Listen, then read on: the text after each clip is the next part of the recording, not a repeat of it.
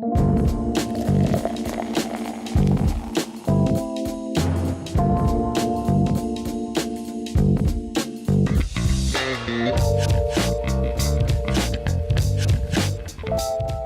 don't we start at the beginning? So we'll start, because there's two, we'll start with you, Heather. So why don't you tell us kind of where you come from, what you were doing before Rock and Bloom, and then I'll say the same thing to David, and then we'll start at Rock and Bloom. How's that? So why don't you give us a bit of background? Okay, sounds good. So I was born on a snowy evening. No, I don't even know. Actually, my parents are here. I think I was born in the morning. I have no idea. When were you born? November 30th. So good. That was a good Christmas for your mom and dad. Maybe. Merry Christmas, Mom. 9 months later. Do the math, you guys. Maybe we should, I'm gonna derail your question already. So I'd like to start with what Rock and Bloom does, so it gives you a frame of reference for where we came from and why we're here today. So Rock and Bloom started about 5 years ago. David, we'll get into the history, but David and I met working at another agency here in town and ended up helping some friends who'd moved to San Francisco build their brand and their business and their website, and we started helping them just on the side and really liked working together, and kind of Rock and Bloom blossomed from there. But I have a background. I went to the U of S and got my commerce degree there before it was Edwards, so that gives you an idea of how old I am. Mm-hmm. And from there, worked with this guy, T-Bone, at Ralco for a while. Also worked My condolences. Yes. Worked at another digital agency here in Saskatoon as well, and that's where I met David. But yeah, I got to grow up in a family where we had a family-owned business, and obviously saw how hard my mom and dad worked on the business, keeping it going, but kind of always knew that I wanted to be an entrepreneur, so I went into commerce, initially thinking I was going to go into marketing, and then ended up getting my HR degree because I figured no matter what business I run, there's going to be people that I need to work with. Well, I thought you were going to say it's going to be boring HR. No, we have some HR friends in the audience here too, so don't say and that. They're probably not drinking, and they're probably being boring. No comment. I have my HR degree, and you're telling me that. That's fair. But yeah, decided that no matter what I do, I want to be able to work with people and build teams and that sort of stuff. So had then the marketing background from Ralco and the digital agency that I worked at as well, and kind of started Rock and Bloom from there. Sweet. So David, so obviously we know you guys worked together and you did some stuff in San Francisco, but what else did you do? What else are you offering, Heather? What do you mean specifically? Fair enough. So tell us a bit about your background and how you kind of came into this and how you ended up working at the agency where you guys met. Sure, yeah. So my background's kind of a little all over the place. So I grew up in Moose Jaw, and my parents likewise owned a small business there. So I kind of grew up in that world as well.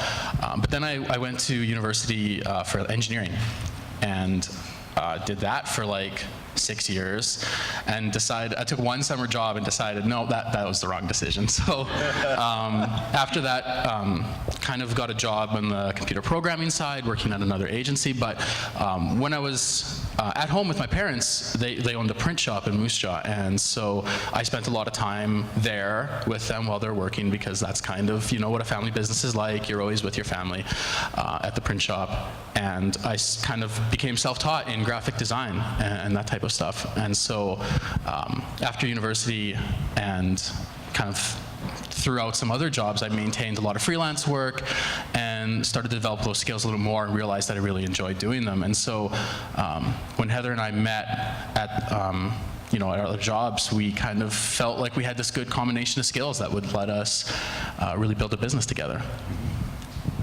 Okay, so next question to you, David. When are you proposing? I'm just kidding. I'm kidding. I won't do that. You just jumped up. Yeah, I won't do that to you. I won't do that to you. I'm just teasing. So, obviously, you guys have been working together now for a while. It's always interesting to me, especially when I meet entrepreneurs who grew up in an entrepreneur's house, because you see it from both sides. You see it as the kid who sees their parents working a lot and paying their employees and sometimes paying themselves last. And now you're those people. How has that transition been for you? Was it easier because you saw it, so you understood kind of what you were getting into? Do you want to fill that one? Sure. Yeah. I think it's never what you think it's going to be. I mean, you see it and you know the struggles, you know some of the successes, but it doesn't translate exactly to what your own experience is. So I think for us, I think that we just kind of instinctively wanted to just build something that kind of felt right to us. But I think the challenges were still a little bit new. Still experiencing them firsthand was a little bit different. Yeah, absolutely. Yeah, I think you see your parents working hard and you're like, oh, okay, they're working long hours, but you really don't have a clue until you're in it. Even working at other organizations, being higher up and being a leader there, you get like some of those harder decisions that have to be made, but when you're actually the entrepreneur, when you're actually paying the payroll, which our one employee, she's like, so you run payroll like multiple times a month just to pay us?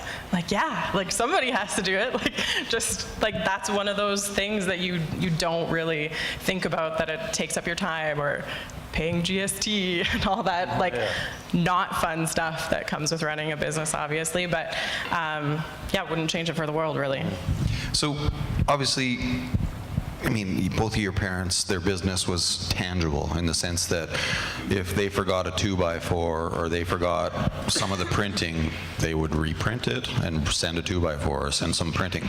Your business isn't as tangible. There's a lot of ideas, there's a lot of thought, there's a lot of consultant almost, like fees, right? So how is that work for you guys in that part of your business? Is that the hardest part? Is it the accounts receivable? Is it the value, telling your customers that this is worth this? Yeah, no, I think that's a really good question, and it's really interesting. I think that's a big part of our journey, because when we started this business, we really just wanted it to be, we kind of thought of it as something Heather and I could do and maybe travel around and not have a whole lot of responsibility other than the work itself.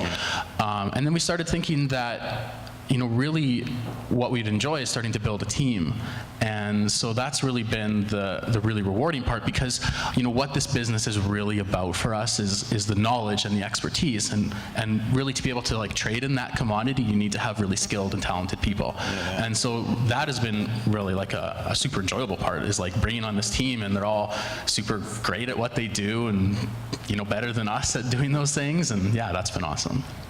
So obviously, I want to kind of talk a little bit more about what you guys are doing in the business, but before we get that far, I think we should talk about your business. So tell us about Rock and Bloom. How did it come about? Besides, like you already kind of talked about it, San Francisco, but where did Rock and Bloom come from, the name, and how did the business come about? Was it just by chance? Right.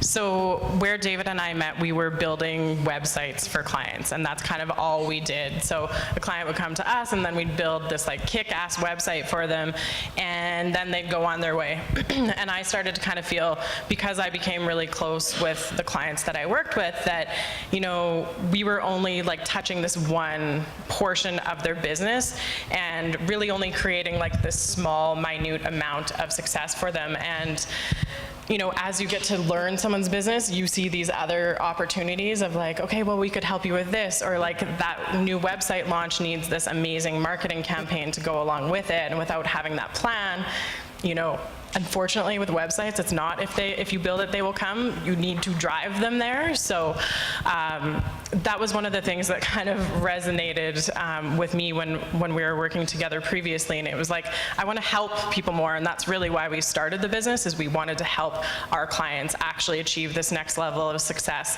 not just build a cool website. So now so we wanted our clients to rock, and we wanted their business to bloom. Yeah. That's good. That is pretty good.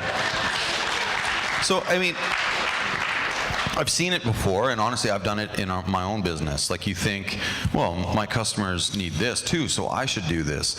Have you experienced any pain in trying to do too much? Are you trying to focus now on more stuff? Like, for me, like, I sell cabinets. So I thought, well, everybody that has cabinets need taps. So I spent thousands of dollars bringing taps into my showroom, and it was crickets. Now I have a lot of nice taps in my house. So I could use some taps, actually. Honestly, give me a call. Actually, call your dad. Okay. But honestly, have you guys, like, has that been a natural process for you, adding services? Has there been services you've added that just didn't work out like you had thought? Yeah, another good question. So, He's full of them. Yeah, I'm full of something. okay, well, so really I'd like to kind of explain, for people that might not know what Rock and Bloom is. So we're a full-service design agency. What that means is we'll do brand identity, websites, logos, things like that. We've done apps for some clients, marketing campaigns, social media, all that stuff. So, videos, yeah, exactly. So we really like the design aspect of it. That's really what we want to bring. So when we work with a business, we want to look at their business value and then essentially be their personal stylists for their brand, and everything that's like people see and touch and interact with their brand, we want to make sure that that looks its best. But we've found that we're a smaller team, and it gets a little bit tough to do all of those things to the quality that we really want to do them. So now we're starting to specialize more in brand identity and campaign marketing, and putting some of the other stuff a bit to the side, or partnering with other great companies to help kind of flesh out those services. Yeah. So obviously now we know a little bit more about Rock and Bloom. So you talk about your team. What are your day-to-day, because we see it all the time. Are you guys always diving into each other's roles, or do you have pretty distinct roles in the business? And what is your team doing? Like, explain how that day-to-day works. Sure, yeah. We have a team of 8, including David and I. A lot of people thought that we were crazy when we first started working together. It's like, okay, how can you be partners in life and then partners in business? That's dangerous, don't do it. But for us, we have extremely complementary skills. What David does, I can't do, and what I do, I'd like to think that you can't do either, but maybe. Yeah, it's like a lot of respect, right? I mean, it's like the things Heather are good at, I don't want to be good at, and so I respect. Like having babies? Yep. When you propose? Yeah, exactly. I'm just teasing. I'm giving you a hard time. Is someone talking right now? I don't know.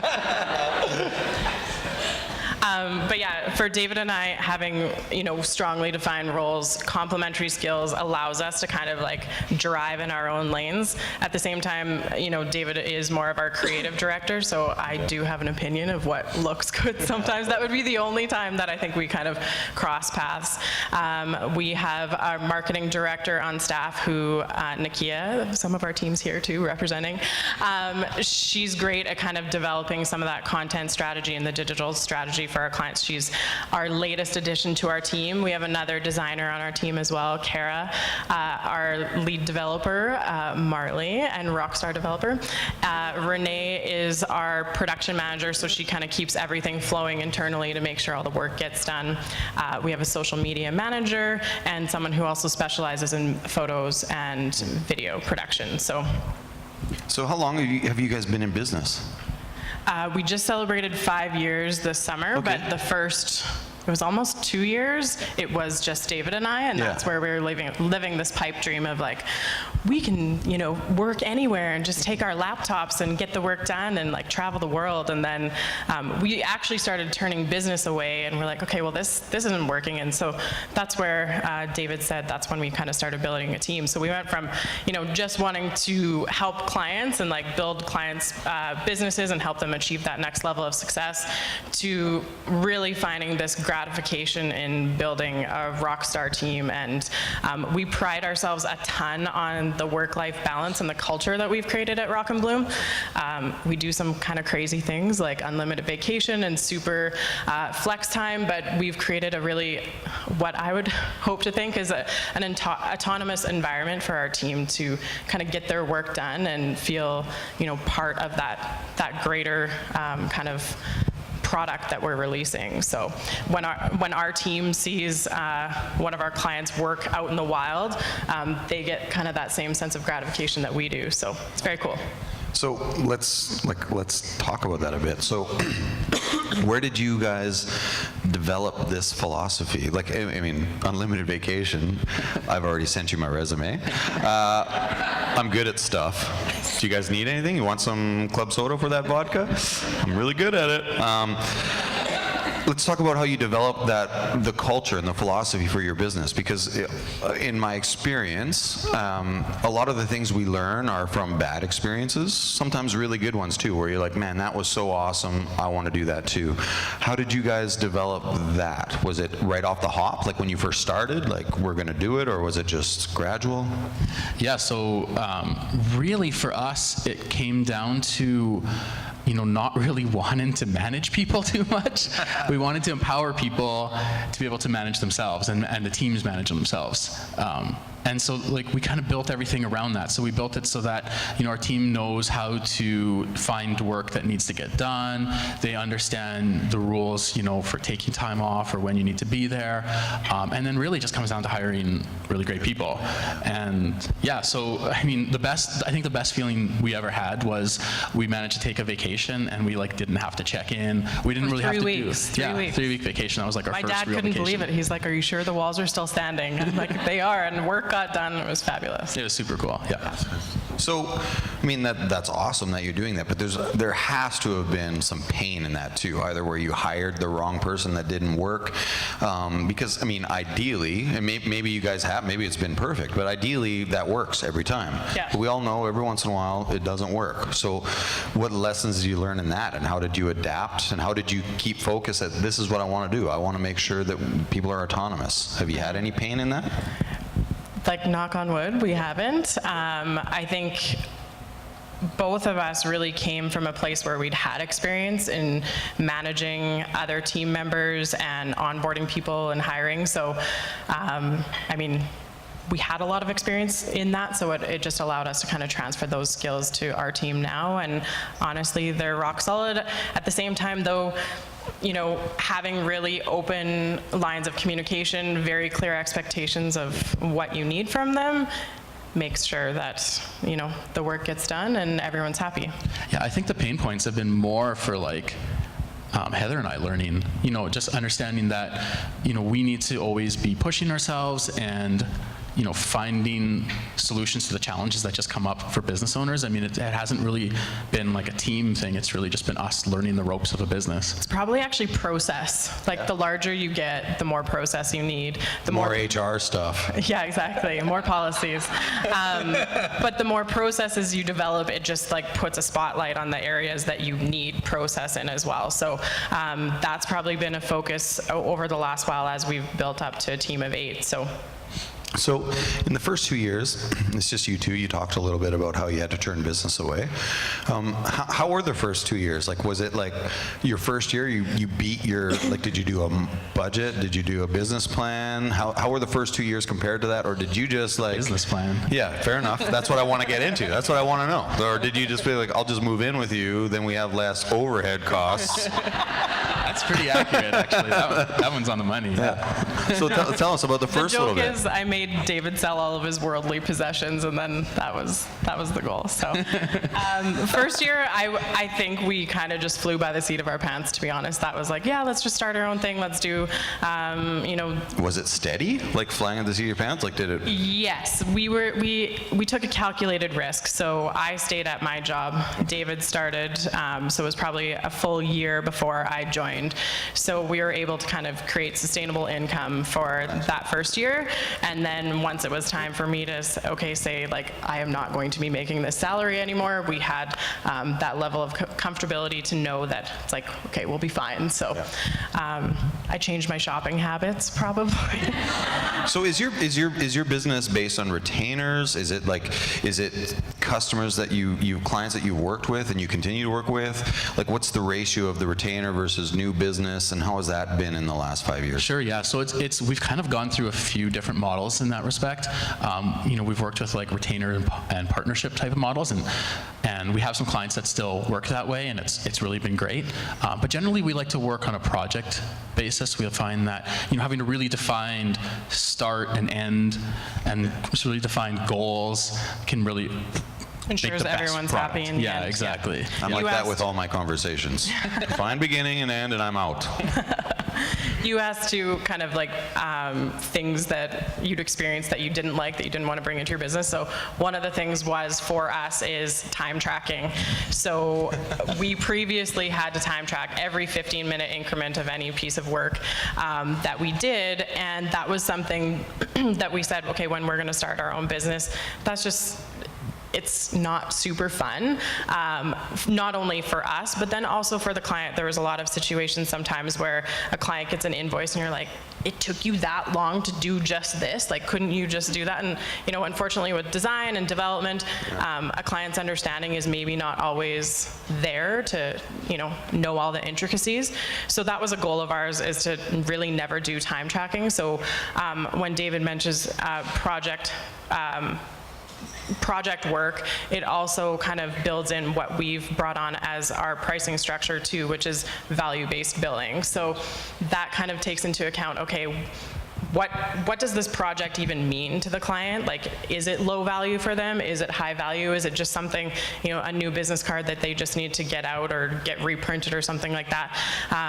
That's obviously lower value, so we can kind of price accordingly, and then the client is on board, they know what to budget for, there's never any surprise invoices. That's definitely been a differentiator for us in an industry where there are a lot of designers and web developers and brand creators. So is it, being entrepreneurs and entrepreneurs' kids, is it the design that wakes you up in the morning, or what part of business, or like what gets you guys, like what makes you want to keep doing this? Like, what about all the risk, all the costs, all the payroll you got to do, all of that stuff? Like, what is exciting? Like, what is making you guys want to keep doing this? Yeah, so I mean, we talked about the team, and the team has been like a big part of that for us, but it's also the clients. We really like working with the clients that we work with. We have probably the best HR client, and they're here in Apex, and they're so great. So I mean, like, of course, they make it super awesome and exciting to talk about that stuff, and it's really cool being able to learn about these different types of businesses and what they do and how they do it. And honestly, we learn so much about business through our clients, which is really cool. Yeah. Par Auto Body, like Chelsea, who's here, we learn so much working with them and just learning about their business, that there's things that they're doing internally there that we're actually now implementing in our own business. So that's a challenge, I think, as an entrepreneur, is to make sure that you're always seeking kind of outside expertise. And if you don't have the time to stop down and do that, you have to figure out ways just kind of in your day-to-day work that you can do that. So we're blessed with some amazing clients that we can learn from all the time. And that's actually an incredibly interesting point, because as entrepreneurs, you're often working in the business, not always on it. Like there's always a stage where you can start working on the business. But how are you guys making and ensuring that you're doing that development, that personal development, to make sure your business is running as awesome as it can be running? Is it just with your clients, or are you purposeful on like reading, or like how are you guys growing in that sense? Yeah, we've become way more purposeful, because you're right. You can go to work, you can do all the work, and then you go home at the end of the day and you're like, oh, I didn't actually work on like that bigger goal that I have, or that, bigger challenge that really needs to be solved for the company as a whole, instead of just getting the client work done. So David mentioned Apex. We're kind of working with them on some strategic planning. Definitely a lot of reading. We even encourage our team to kind of share insight and info that they're finding. So whether it's blogs or, just GIFs, animated GIFs. Yeah. Animated GIFs. Is that how you say it? GIFs or GIFs? I don't know. I don't know either. I don't know either. Well, anyway. So I mean, it's funny because a couple weeks ago I emailed Heather and I said, "Is this true?" Because I never know if my IT people are telling me the truth because It's like I don't. a car mechanic or something? Honestly, basically, like if I plug my iPhone in and it charges, I'm happy. Like that's about as much IT as I know. And you responded so quickly and so professionally, and I was like, wow, this is going to be a good interview because you guys are way smarter than me. But how has that part been in the business where obviously you're a couple, you have staff, you don't want to look like there's nepotism, but you also want to make sure that that the business is thriving, you're growing on that, but you're also reaching out to clients. Like there's a lot of balls in the air for you as an entrepreneur. How are you guys juggling that every day? I mean, I think it helps that there's two of us that like the different parts of it. I mean, you know, people that start businesses and run businesses on their own, I think that's a huge challenge. It's hard to find people to talk to that really understand kind of the intricacies of running a business. People that are very sympathetic, and there's people that will give you great advice, but there's still, we've discovered that there's just something about it where there's just a grind, you know, and if you've gone through it, you understand it a little bit more. So us being able to talk about that and enjoy talking about it, and ultimately trying to help our business that way has been really a big part of it. It's kind of been I think a lot of our success factor. Yeah, some of our funnest dinners are when we're like discussing one of our like really hard challenges that we need to solve, or when we're traveling for work, it's like, okay, well, we're gonna solve some serious like rock and bloom strategic plans today. So you're sitting in the airport and you like come up with these ideas and plans that you want to implement, and then you're just excited to get back home and get working on them. So is it tough? Like this is a personal question, and I don't get to ask this often. I think a lot of them have been personal. Really, have they been? Yeah. Not for you so much. Yeah. Well, that's true. Sorry, I feel, yeah, fair enough. But I don't often get to interview business partners that are also life partners. And how is that, how does that work? Like how do you shut down, and how do you say like, okay, well, this isn't rock and bloom, this is like, we're just gonna Netflix and chill. I've heard young kids say that. I don't even know what it means. I think you should find out what that means. Shaw TV? They know what it means. So, but how do you do that? Seriously, like because there's a point where you can't always be, your mind can't always be going. You need to turn off sometimes, and it would be an interesting dynamic to. The person that you're like hoping to turn off with is also doing the same thing you're doing. Like, have you been purposeful in that on your personal lives too? Like, is there a rule? Like, how do you guys deal with it? Yeah, I mean, it's really it's honesty. I mean, saying like, oh, I don't really want to talk about work stuff right now. I mean, that's like an easy solution if you can just say that and everybody understands what's going on. That's pretty easy, but I mean, that's definitely a challenge. You know, definitely people are or like I'm in a different headspace at times than Heather is. Yeah, I don't know. We just kind of just communicate openly, honestly, and figure it out from there, really, yeah. I don't think there's a big secret. Yeah, we'll go out for dinner sometimes and say, like, right at the start, it's like, okay, no work talk, and then you just abide by that rule. Yeah, it's been pretty easy. I mean, most people wouldn't go into business with their partner, but it definitely allows you to grow your communication skills. So it's not just communicating as business partners, but in your relationship as well. So you guys have celebrated your 5 years. When was that? In July. July, sweet. So in the 5 years, what was one of those moments where you guys as business people were like, ugh, have you had one of those? Like, I don't know if we can recover, or I don't know what's ahead of us. Like, I don't know how we're gonna make this. What was one of the biggest stressors, and how did you deal with that over the last? Nothing feels like that now. You know how something like that might have felt in the moment, but looking back now, it's like, yeah, maybe something got designed and then it was printed by David's parents in Moose Jaw, and there was an error on it, and it was a ton of printing, and we need to foot the bill for something like that. It feels crappy at the time, but you know, now looking back, that's really nothing. So. Yeah, I mean, honestly, I stress out about everything. Like, like if somebody's email signature is wrong and like I did it for them, I would just be like, oh my God, that's like, I will do anything to make that right now. I don't know how doctors survive with the amount of accountability they have in what they do, and like I just freak out over email signatures and things like that. Yeah. Was there ever a point where you didn't know where the next job was coming from? Like, was that the first year? You guys, or has it just been like gravy? We really pride ourselves on building strong relationships with clients. So the longer we work with someone, the more in-depth and the more kind of impactful we can be on their business. So clients that we were working with day one, like Jana Danielson from Lead, we still work with her today. So we've grown alongside of her. She was just moving out of having Pilates in her basement to a smaller space, and now she just opened a 9,000 square foot, like state-of-the-art Pilates and integrated health therapies space. We work with 3 Farmers I products. called it a torture den. Yeah. Like when I went there, I was like, this looks like the Princess Bride when that guy's in there. Scary, Yeah, but it's amazing. We started working with 3 Farmers, I think, in year 2, and at that point, they, if you're not familiar with them, they're a national food product brand, and they had just their one camelina oil line, and since then, we've helped them to roll out 2 new products, and we're actually working on new product development with them right now as well. So building those relationships allows for that sustainable income, and then we can seek out those projects as well. So it's made it like less stressful that way. Maybe not for David, but for me. Apparently not for David. He's worried like that glass is, what, half empty?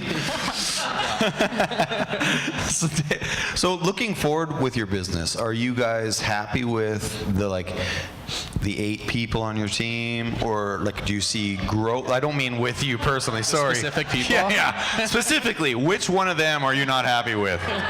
Because we got an HR firm here that can help you. Yeah.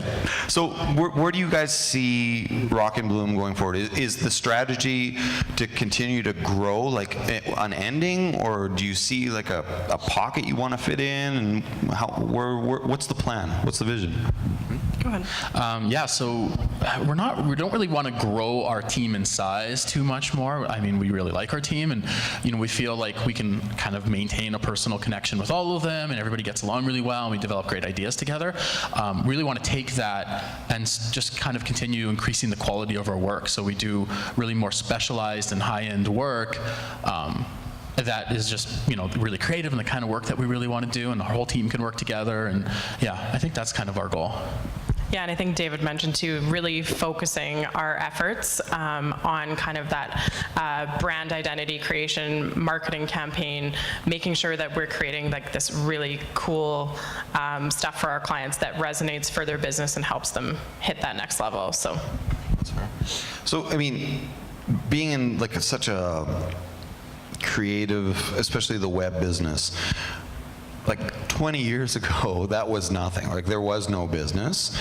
Are you guys looking constantly at what's next? Like what's new? How are you incorporating that into business? Is there anything new? Like will websites be around forever? I mean, you can't answer that, but I mean, is that is that how you're building your business, or are you constantly looking for new ideas and new strategies? I mean, realistically, websites will probably be built by AI in like 5 to 10 years, right? Like, there's going to be a computer that's just takes a design and builds a website, and that's going to happen. So what we're trying to do is we're really trying to focus on ruin robots. That's what you guys are focused on. Need to destroy all of the robots, all robots, all gone. machinery. Yeah. No, we really just want to get back to focusing on the value for our clients in the design, and making sure the marketing is really effective, and then using those tools. So if there's an AI designing websites, we want to, be experts in that and use that to our advantage. So that's kind of how we're trying to future-proof that a little bit. That's fair. Do you guys see anything like besides the AI part? Like, I mean, even you guys are gonna realize how little I know about this stuff. But like, I'm gonna use a fancy word, Flash. That's not as hip, right? Like that's not even hip anymore, is it? No, Flash, like no. you guys all WordPress? Yeah. I don't know. I have no idea what's happening. I know you don't have a flash site, but if you did have a flash site, you should be talking to us. Yeah. That's fair. I don't even know what a flashlight is. It means it won't load. Okay, fair enough. And obviously with mobile, like a lot of people are getting away from computers. Like, how is that affecting your business? Are you always having to figure out how to make sure it's configured properly? Is that a stressor, or is it really just kind of normal now? It's just industry standard, really. Like any website that's developed is now what's called responsive design. So it looks great on your desktop or on your iPad or on your mobile phone. Of course, that requires a lot of testing kind of on our end as we're doing the development. But yeah, I mean, depending on the site, we have some clients that mobile browsing would actually trump desktop browsing. So definitely a reality, and making sure that our mobile design is super seamless and really easy to use for that end user. Do you, I mean, working with a customer, you talked about relationships earlier, and you kind of talk about how you're really wanting to work with the customer and help them succeed, and you've been doing that in a lot of different avenues, whether it be website development or brand or logo. What's the process look like for you? So like you meet somebody that's interested, like what's the average start to finish where you guys can like AR, you can now start collecting money? Because that's the thing about entrepreneurs that people don't get. It's not just like you can offer a service and get paid and then go on a holiday. Like it's a process, one that you also have to realistically balance with your staff and make sure you're making payroll. So what is the like average turnaround for you guys, and how have you learned to balance that and make sure that you're not overexcited because I just got a new client, I'm gonna go buy stuff on my Visa? Like how has that process been, and how long does it take usually? That's a good question. It cop-out answer, it depends on the client. Of course, yeah. Some clients we meet, and honestly, you might just connect right away and it's right time. We've had other clients where, you know, we meet them in passing at an event or something like this, and then 6 months later, they're messaging you and saying, hey, I was thinking about you. So it is kind of more variable. I don't know, do you have anything to add? Well, I mean, really, like, our process starts by trying to understand our client as best we can, which, again, like I mentioned, is like one of the fun parts of our job. We have a client in California that produces carbon black, so it's like this little powdery material that's in everything. It's like in cars, cell phones, batteries, it's in all these things. And so we really had to learn about, you know, how that's made, why they're different, why they're more environmentally friendly. And so from there, we start developing our plan. You know, for the whole website and the brand that we're going to do with them, targeting like the audiences they want to see or they want to target, the content they want developed, and we put all that together. And it can take anywhere from, you know, 1 month for a really small project to maybe 6 months or more for a bigger project. What has been the biggest lesson you have learned in the last 5 years, and how have you or going to implement that going forward in the business? Don't worry, they can edit it. So they can make this shorter. They can make this shorter. So take your time and think about it. We'll just stare at you. Oh, geez. Tough one, right? It really is. Getting interviewed by me? Is that one of the toughest things? It's up there, yeah. I think maybe more so because it's just fresh right now, and it's something that we're working on actively, is, you know, taking that time and being super purposeful about the growth and plan for your business, because it is so easy to kind of just take business as it comes. And yeah, I think that's the biggest lesson, is to take time to stop down. The clients that we work with too, the ones that we find that are the most successful in their industries are the ones that have sought out expert opinion outside their walls. So I think those would probably be the biggest takeaways. Yeah, I think for me, it would be not to get complacent. I think it's pretty easy, potentially, to, like, you know, you work so hard at your business and getting it to, you know, where you want it to be, that when you hit that comfortable level, I think it's very tempting to just stay there and just coast. And I think that's a dangerous position. I think, you know, particularly for our industry, when there's people, you know, competitors popping up all the time, and then again, like you mentioned, technology's changing, you don't want to do that. And I think it's so easy to want to do that at times just because it's comfortable.